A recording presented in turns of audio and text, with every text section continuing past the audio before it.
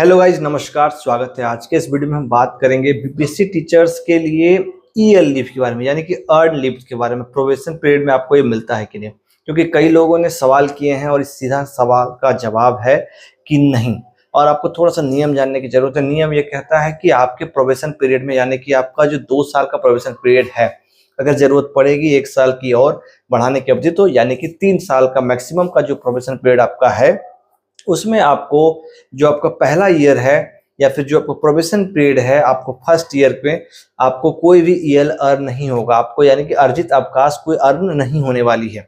ऐसा मैं नहीं कह रहा हूं, ऐसा जो एक अधिसूचना जारी है आपको शिक्षकों के लिए, उस अधिसूचना के आधार पर कह रहा हूं, क्योंकि बीपीएससी शिक्षकों के लिए ऐसी कोई अधिसूचना विशेषकर मुझे कहीं नहीं दिखी है। और एक आरटीआई भी किया हुआ है और उस आरटीआई कर किए हुए 1 महीने भी पूरे हो गए हैं, अभी तक जवाब नहीं आया है। तो अब जल्द ही अपील भी करके जानकारी लेने की दिशा में आगे बढ़ रहा हूं।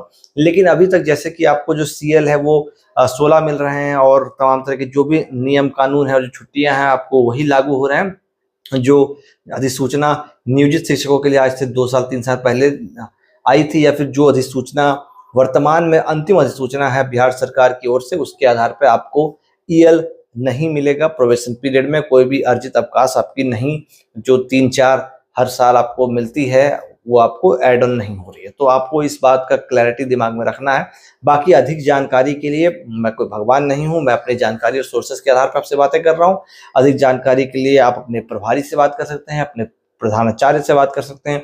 आपके नजदीकी स्तर पर आपका जो ब्लॉक है, जो बीआरसीसी में आपके जो बीयू है, ब्लॉक एजुकेशन ऑफिसर, उनसे बात कर सकते हैं। आप जिला में जा सकते हैं, district education officer, district planning officer, उनसे आप डायरेक्ट जाकर बात कर सकते हैं। ये आपका अधिकार है जानने का। आपको जो अवकाश है वो लेना तो विवेक अनुदान है, बट जानकारी एकत्र करना ये हमारा अधिकार है। हमें जानकारी रखने की, हमें बातें पूछने की, अपने प्रश्नों के उत्तर, जो कि संवैधानिक रूप से हमें अधिकार है, और आप इसका उपयोग करके आप किसी से भी बात कर सकते हैं।